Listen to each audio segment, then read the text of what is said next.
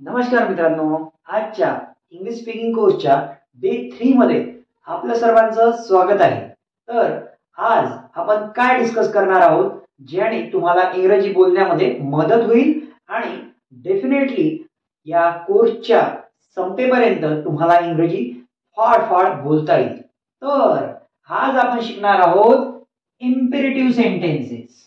Imperative sentences म्हणजे काय sir?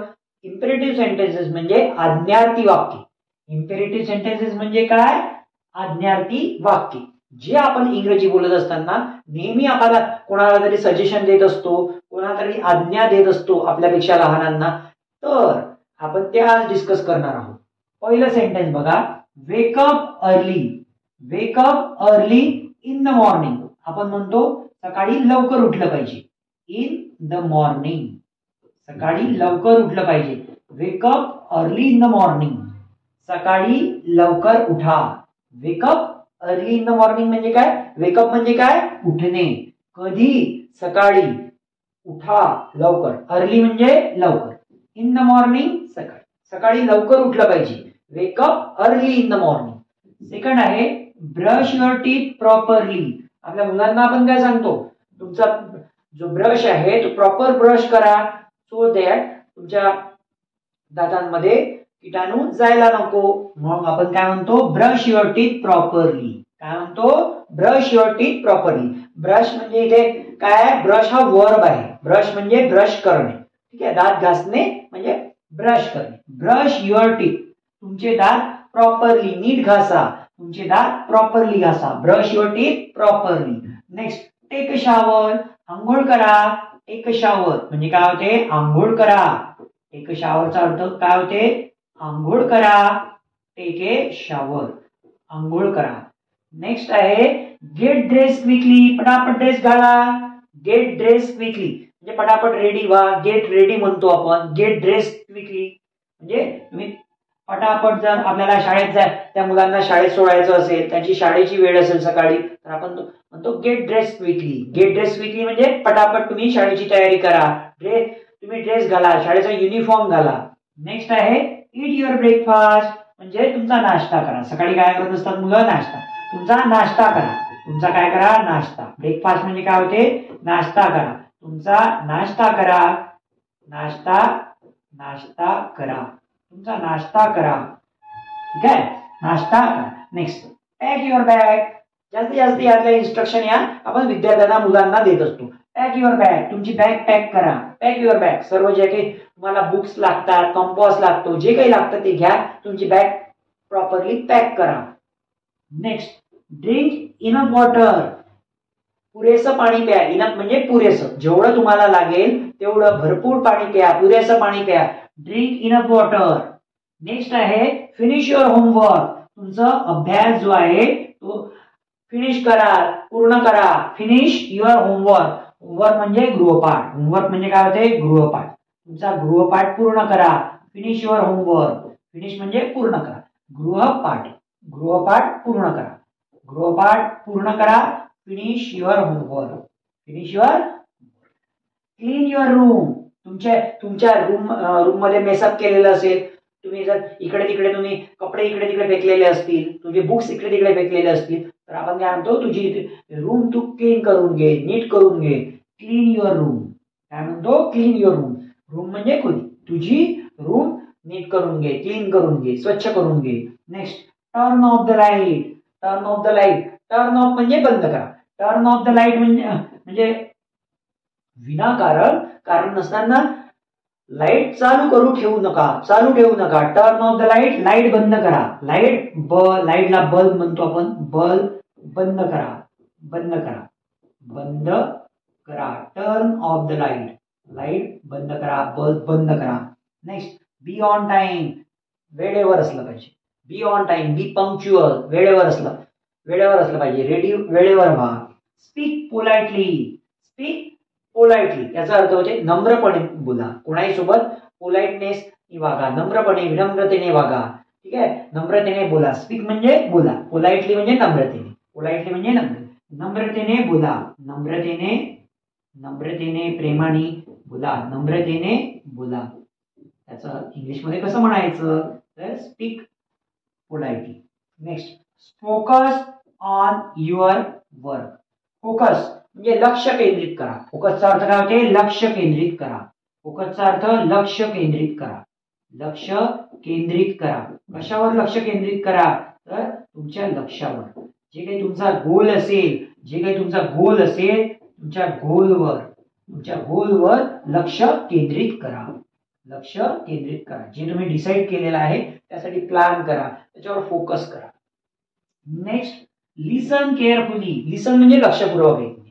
लिसन म्हणजे लक्षपूर्वक ऐकणे. कोणतीही गोष्ट टीचरने शिकवत असेल तर लक्षपूर्वक ऐका. कोणी इन्स्ट्रक्शन देत असेल तर लक्षपूर्वक ऐका. कोणतीही गोष्ट लक्षपूर्वक. लिसन केअरफुली म्हणजे काळजीपूर्वक, लक्षपूर्वक ऐका. लक्षपूर्वक ऐका. लक्षपूर्वक ऐका. लक्षपूर्वक ऐका. लक्षपूर्वक ऐका. नेक्स्ट आहे हेल्प युअर पॅरेंट्स. पॅरेंट्स म्हणजे आपले आई वडील.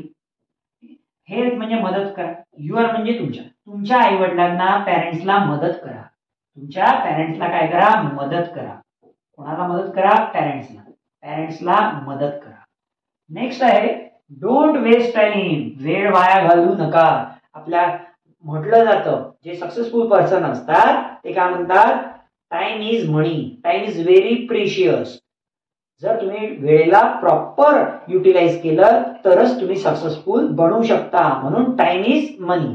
तर त्याचा वेस्ट करू नका. त्याला प्रॉपरली युटिलाइज करा. त्याला ऑप्टिमाइज करा. Don't waste time. Don't waste. Waste म्हणजे घालवणे. वेस्ट म्हणजे वाया घालवणे. आणि डोंट वेस्ट म्हणजे वाया घालवू नका. काय वाया घालवू नका? टाइम. वेळ वाया घालवू नका. वेळ वाया घालवू नका. Don't waste time. नेक्स्ट आहे इम्पेरेटिव्ह सेंटेन्स आहे wash your hands before eating. आपण वेगवेगळे कामं करतो त्यामुळे आपले जे पाम आहे, आपले हात आहे ते काय होत असतात? डर्टी होत असतात. त्याच्यामध्ये वेगवेगळ्या प्रकारची धूळ लागत असते. तर ते आपण जेवण आपण करत असताना हाताचा उपयोग करतो. तर जेवणापूर्वी काय केलं पाहिजे? हात प्रॉपरली रिन्स केले पाहिजे, प्रॉपरली धुतले पाहिजे. Wash your hand properly. Wash your hand before eating. Wash your hand properly before eating. जेवणापूर्वी, जेवणाला जाण्याच्या पूर्वी तुमचे हात काय? प्रॉपरली हात धुवा. प्रॉपरली नीट तुम्ही हात धुवा. नीट हात धुवा. हात धुवा. कधी? जेवणापूर्वी.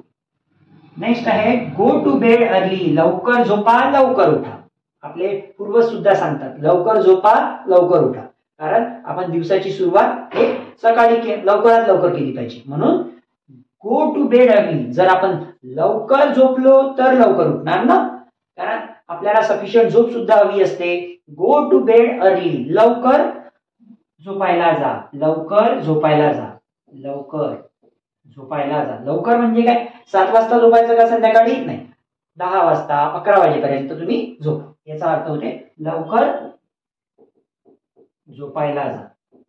झोपायला जा. लवकर झोपायला जा. Go to bed early. Go to bed early म्हणजे झोपायला लवकर. गो टू बेडचा अर्थ होते झोपायला. Next exercise daily. रोज काय करा? व्यायाम करा. रोज काय केलं पाहिजे? आपण आपलं शरीर निरोगी राहण्यासाठी, हेल्दी राहण्यासाठी आपण काय केलं पाहिजे? व्यायाम करायला पाहिजे. म्हणून काय म्हणतात? एक्सरसाइज. एक्सरसाइज म्हणजे व्यायाम करणे. एक्सरसाइज म्हणजे काय करणे? व्यायाम करणे. एक्सरसाइज म्हणजे काय करणे? व्यायाम करणे. व्यायाम करणे. रोज व्यायाम करा. डेली म्हणजे दररोज. Keep smiling. हसत राहा. तुम्ही हसतमुख राहा. तुम्ही हसतमुख राहा. काय? कीप स्माइलिंग म्हणजे काय होते? हसतमुख राहा. Keep smiling. हसतमुख राहा. हसतमुख राहा. तुम्ही हसत राहा. तर इथे आपण तुम्ही ऑब्झर्व केलं का? प्रत्येक ठिकाणी एक वर्ब घेतलेला आहे. फर्स्ट पासून तर 20 सेंटेन्स पर्यंत आपण एक वर्ब घेतलेला आहे. जी काही गोष्ट आपल्याला करायला सांगायची आहे, ठीक आहे, तर ते आपण वर्ब घेतो आणि त्याच्यानंतर जी काही गोष्ट आहे ती सांगतो. जसं प्ले ऑन द ग्राउंड. ग्राउंडवर खेळा. Go there. तिथे जा. ठीक आहे. हे काय आहे? आपण काय करतोय इथे? फक्त एक इन्स्ट्रक्शन देतो आहे किंवा इम्पेरेटिव्ह मध्ये आज्ञा देतोय. आज्ञा देतोय. तर इथे तुम्हाला महत्वाची गोष्ट काय लक्षात ठेवायची आहे? कोणते कोणते वर्ब कोणत्या गोष्टीसाठी कोणती आज्ञा देण्यासाठी वापरली जाते.